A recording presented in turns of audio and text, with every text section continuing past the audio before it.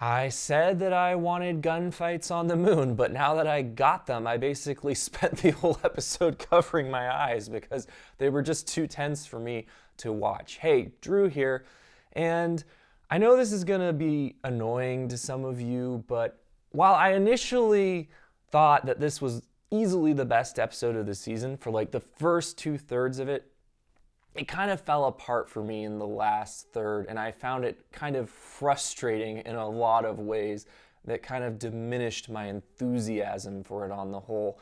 But I will talk about the positives first because there were many of them. I think that obviously we've complained a lot about how this season has had all these soapy plots and it's not been enough space stuff. Well, this episode was all tense situations, characters stuck making hard decisions, and it was all very, very well directed and realized. There were some really, really excellent moments, such as the hallway shootout between the Russian cosmonaut and the Americans. As I said, I was covering my eyes for a lot of it because I really just wasn't ready for people to get shot.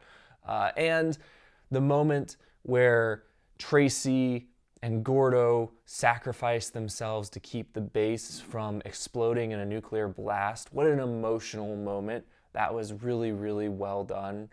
And I think the tease for a third season set in 1995, finally moving past the year of my birth, and, a mission to Mars, I think that stuff was all excellent, and I really, really thought the directing this episode was fantastic. There were a lot of really nice touches. I liked the way that things were written. I liked the way that things played out. In the initial 2/3, I thought this episode was pretty darn near perfect. Specifically, I thought that the way, like I said, that they had basically no filler scenes. Like every scene, every character was doing something important. They were making decisions.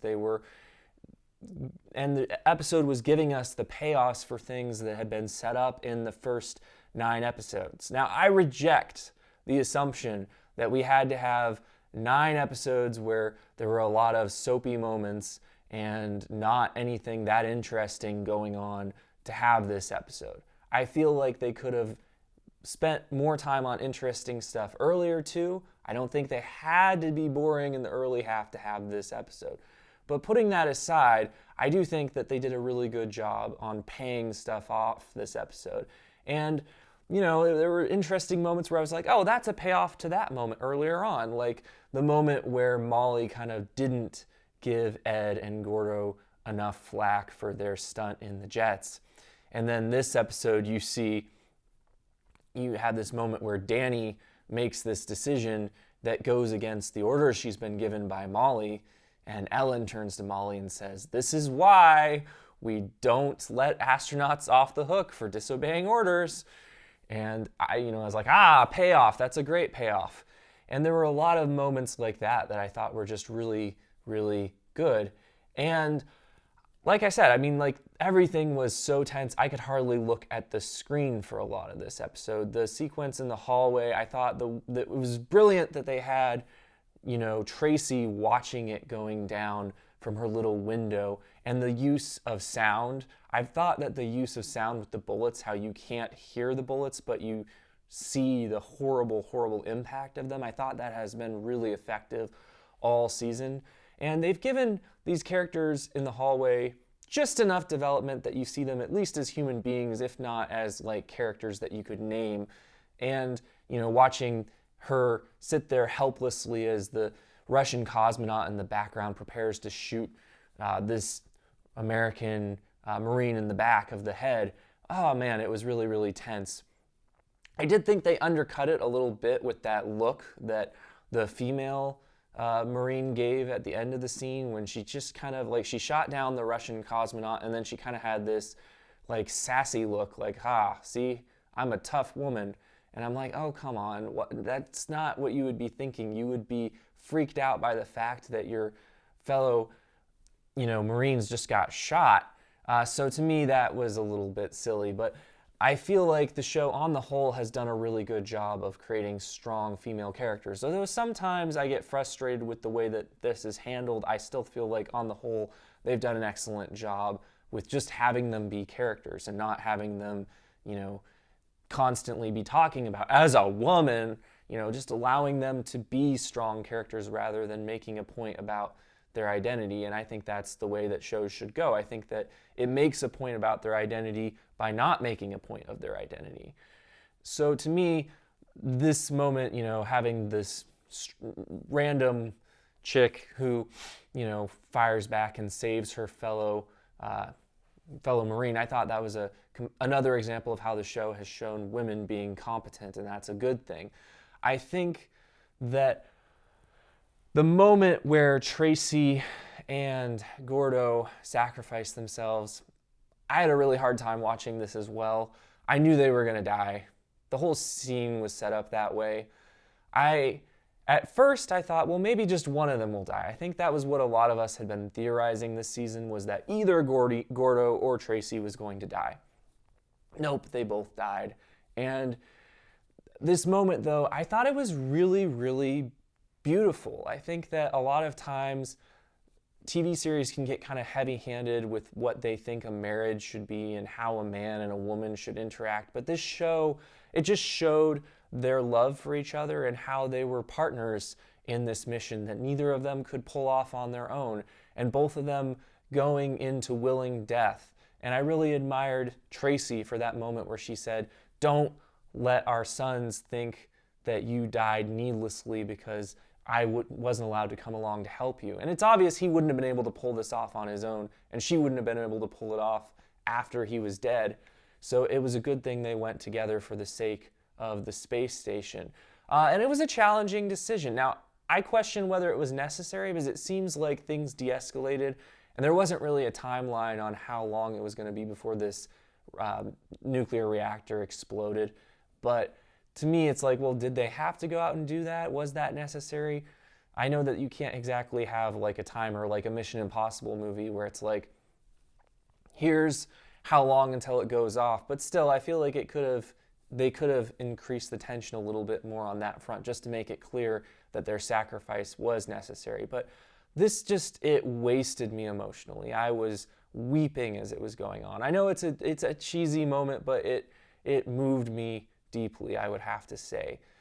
So all that was good. But then in the back half of the episode, I got frustrated. And my frustrations were twofold. One, I feel that I understand that they couldn't just keep ramping up the tension, that if they did that, at some point people were going to go to nuclear war and the whole world was going to die. So I understand that they had to figure out a way to de-escalate the tension. But I feel that because they tried to stuff it all into one episode, they were forced into this position where they were like, well, how can we immediately cause a cessation of hostilities? How can we immediately have everything, calm down? And the way that this played out was just not credible from my perspective. That everyone would be ready to blow each other to kingdom come, and then, oh look, Danny is shaking hands with a Russian cosmonaut in space. And look, the US has blown up the nuclear weapons that they had on the moon. Wow, we should just completely cease hostilities immediately. I don't buy it for a moment. And also, my second problem was I found it really frustrating that the only way this show seems to know for characters to show agency is for them to disobey orders and to go against command. And I get it, when characters are just doing what they're told, it's kind of hard for them to, succeed as individuals. But I think there are ways around that don't involve, pointing a gun at the back of your commanding officer's head when he's following orders and telling him, no, you can't do that. And my bad for not realizing that the astronaut was not a red shirt, that it's Sally Ride, the first woman astronaut from the US to go into space.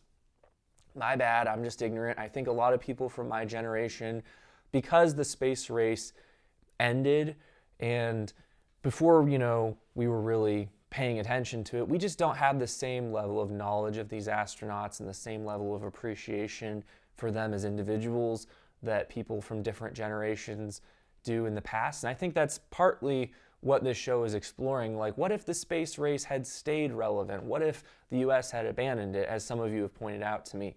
And, that's fair. I did not realize who this character was, consequently, and that's my bad.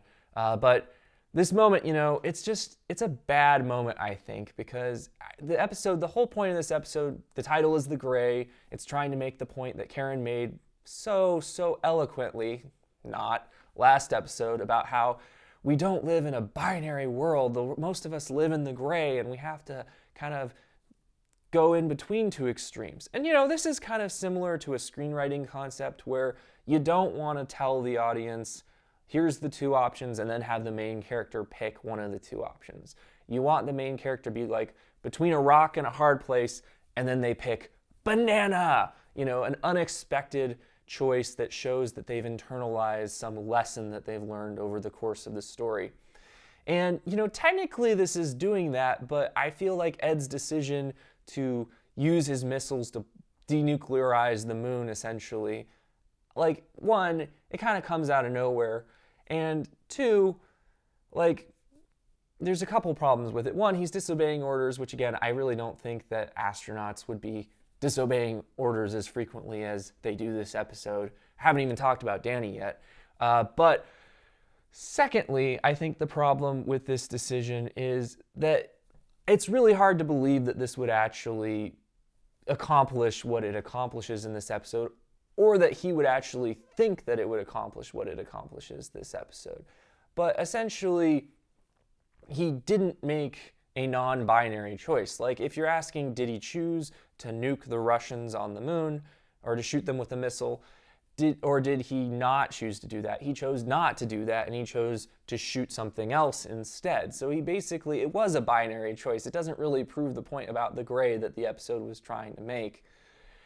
And again, going back to Danny's decision, like, the only way this show seems to know to have characters show agency is to disobey orders. And to me, like, I like the character of Danny. I think that the actress playing her is doing a great job, and she makes her super likable.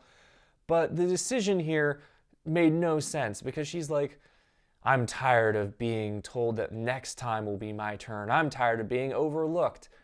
And she's saying this at a point where tensions are at this all-time high, and where everybody on Earth is literally going into fallout shelters because there's a chance that we're going to enter into nuclear war. And on the moon, the base is, being captured by these Russians. And there's all this tense stuff going on. And then Danny makes it about herself, saying, I'm tired of being overlooked. Are you tired of being overlooked, Mr. Russian astronaut? And to me, it just makes her seem like a really selfish and reckless character. And to top it off, it's completely unbelievable that the Russian astronauts would go along with this. I mean, come on, the Russian cosmonauts would be afraid for their lives. There's no way they would be like, I don't want to be overlooked either, Danny, let's do it, even though we've been ordered not to. No, just no. And like I said, I feel like there were ways around this, maybe put people in positions where they have to make independent decisions because they're not in contact with command. That's kind of what happened a lot this episode with Gordo and Tracy, and it was highly effective. But having characters like just saying, we're not going to do what command has said, and this is a good thing, and then getting rewarded for it, as Ellen is after, Reagan calls her up and says, that moment was beautiful, I loved that moment. And it's caused me to want to have peace with the Soviet Union and to completely rethink the way that I've been handling this situation. It was just a lot of suspension of disbelief for me. But ending on a more positive note, I'm disappointed that the series is jumping forward so far. I would have liked to see more fallout from some of the things that happened in the last few episodes, but I think it's so that they can have Danny Stevens and Kelly Baldwin and Alita and some of the other characters grow up and have a more primary role in the proceedings, and they can still keep characters like Ellen around. Now, I don't know how this is going to work for Molly Cobb. Is she just going to be dead in 12 years? I don't know, because it seems like her radiation has been holding off on killing her an awfully long time. But needless to say, I think that the tease of going to Mars at the end was a strong one, and I'm definitely interested to see where this show goes. I thought that the twist that the Russians are using Sergei to try and recruit Margot as a Russian asset, I thought, for those of us that are like, oh no, now that Reagan and the Russian leaders have kind of come to some kind of peace agreement, there's not going to be any more, evil Russians in this show. And for some of us, that might, make it a little bit less interesting. I know some of you are here for the space stuff and you're just like, why do we have to have contrived conflicts with the Russians? But for me and a lot of other people, this stuff is interesting. But this twist kind of hints, yeah, the Russians still are going to have some negative goals going on. So that'll be interesting. I thought it was an excellent twist because I didn't see it coming. I thought that Sergei was exactly what he appeared and that his relationship with Margot was sincere. So I enjoyed that twist. So on the whole, I really enjoyed this finale. I was entertained throughout. It left me feeling less enthusiastic about it than I was thinking I would be at the beginning of the episode because of some of the decisions that they made that I just found a hard time suspending disbelief. But those are just my thoughts for what they are worth. If you're interested in letting me know what you think, please comment below. Please consider subscribing to the channel if you want to see my upcoming reviews of other shows. And as always, thanks for watching.